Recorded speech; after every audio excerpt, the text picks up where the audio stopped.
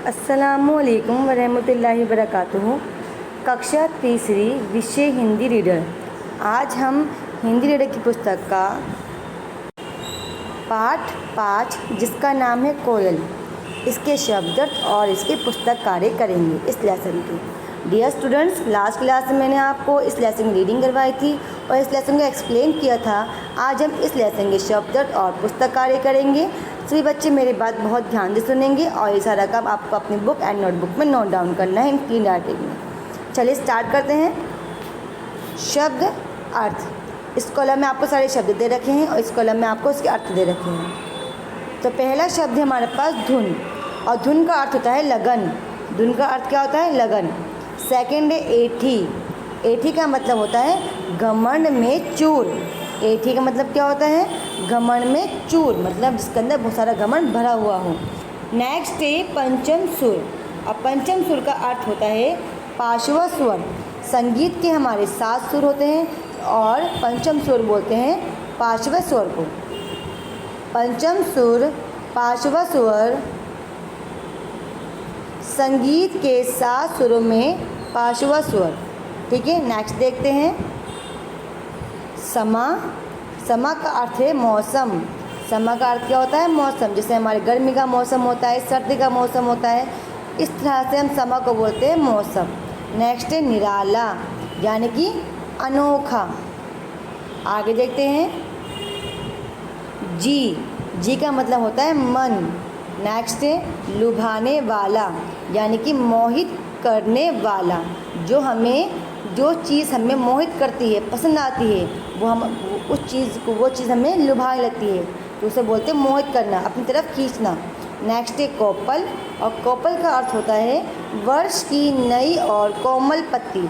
जब पेड़ पर नई नई पत्तियाँ आती हैं तो उसे हम बोलते हैं कोपल, यानी कि वो पेड़ की कोमल और नई पत्तियाँ हैं, और उसे हम बोलेंगे कोपल। नेक्स्ट है मनोहर। मनोहर का अर्थ होता है मन को हरने वाला, यानी कि मन को जीतने वाला। नेक्स्ट है फूलना। क्या है? फूलना, और इसका अर्थ है खिलना। जैसे कि हमारे फूल खिलते हैं ना, तो फूल खिल गए, यानी कि फूल हमारे खिल गए। फूलना मतलब फूल खिल गए। नेक्स्ट है बसी, और बसी का अर्थ है सुगंधित, यानी कि खुशबू। नेक्स्ट है मतवाली, और मतवाली का अर्थ है आनंद और मस्ती से भरी। हमारी जो कोयल है वो बहुत मतवाली होती है, उसके अंदर बहुत सारा आनंद और मस्ती भरी हुई होती है। उम्मीद करती हूँ ये सारे शब्द आपको समझ में आए होंगे। आपको ये सारे शब्द अच्छे से याद करने हैं और अपनी नोटबुक में नोट डाउन करने हैं इन क्लीन राइटिंग में। अस्सलामुअलैकुम वरहमतुल्लाहि वबरकातुहू। अब आगे देखते हैं पाठ 5 का पुस्तक कार्य। तो पहला क्वेश्चन है हमारा, सही उत्तर पर निशान लगाओ।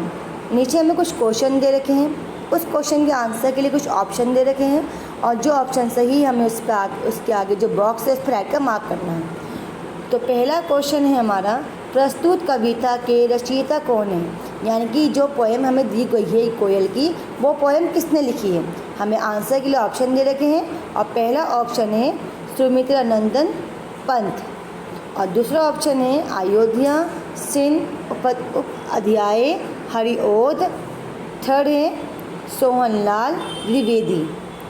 तो correct answer is Ayodhya Singh Upadhyay Hariaudh. ये कहानी किसने लिखी? ये पोएम किसने लिखी? ये पोएम लिखी है अयोध्या सिंह उपाध्याय हरिओद ने, इसलिए इसके आगे जो बॉक्स है हमने इस पर ऐड का मार्क कर दिया है। Correct answer is second. Next is second, कोयल कौन से सुर में गाती है? कोयल जब गाती है तो कौन से सुर में गाती है?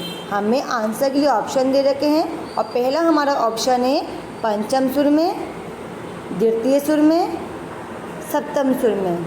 तो करेक्ट आंसर इज पंचम सुर में, यानी कि 5 सुरों में गाती है।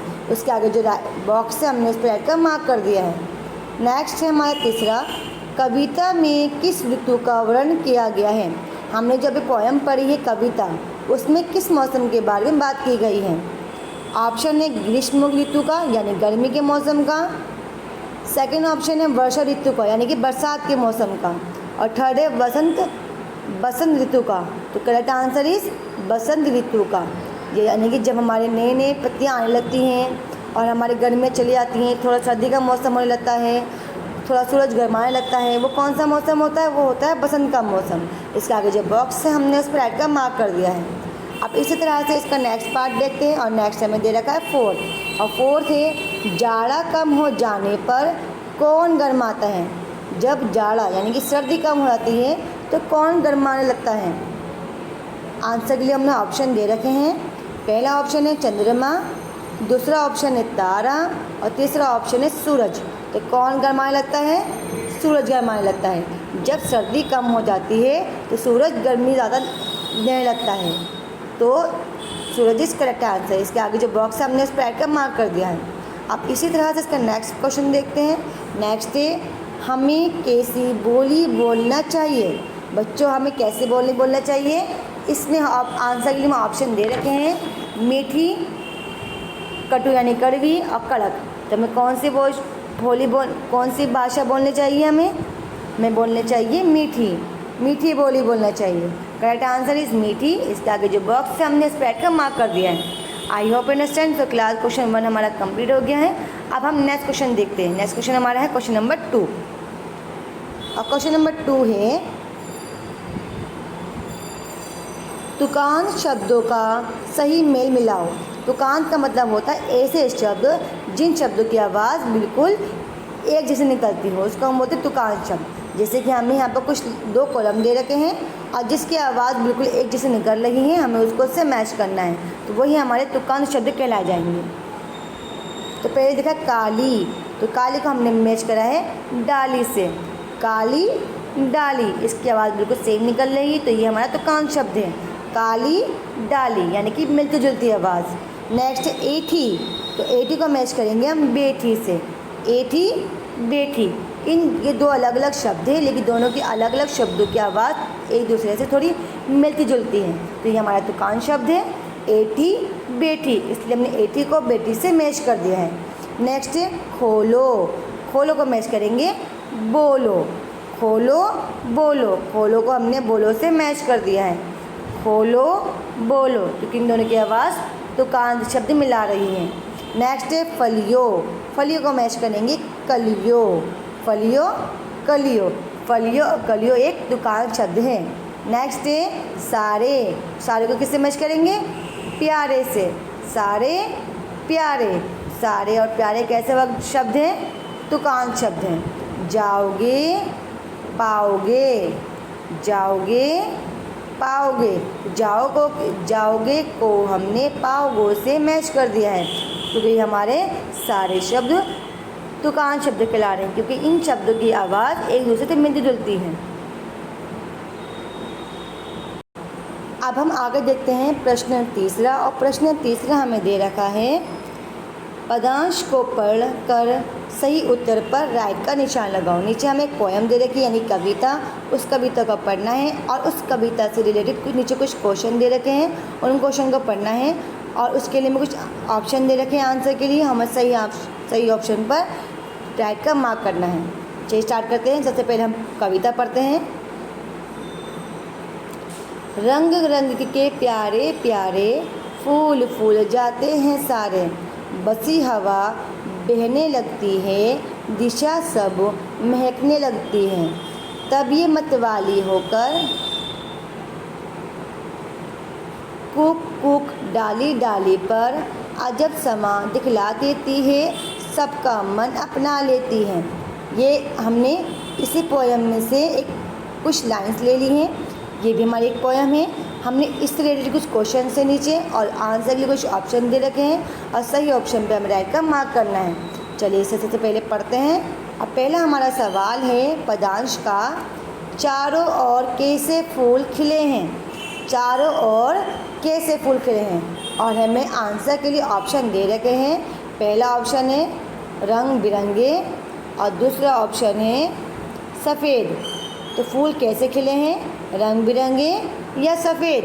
तो फूल कैसे होते हैं, रंग बिरंगे होते हैं। रंग बिरंगे के आगे जो राइट बॉक्स है हमने इस पर राइट का मार्क कर दिया है। अब इसी तरह से इसका सेकंड पार्ट देखते हैं, और सेकंड पार्ट हमें दे रखा है दिशाएं किससे महकने लगती हैं।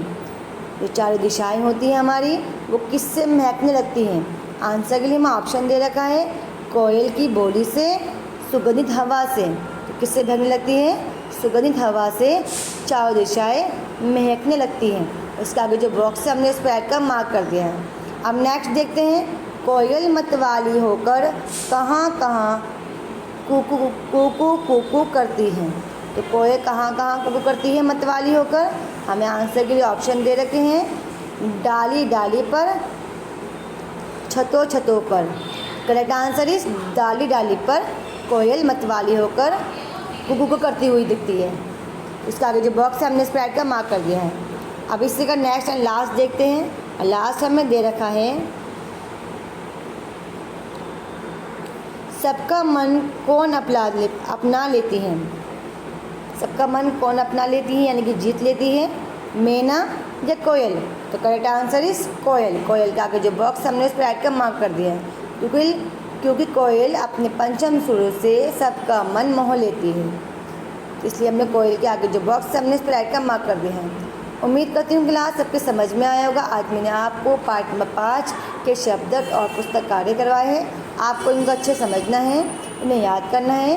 शब्द आपको अपनी नोटबुक में लिखने हैं और पुस्तक कार्य आपको अपनी बुक में फिल करना है इन क्लीन राइटिंग में। आज का आपका गृह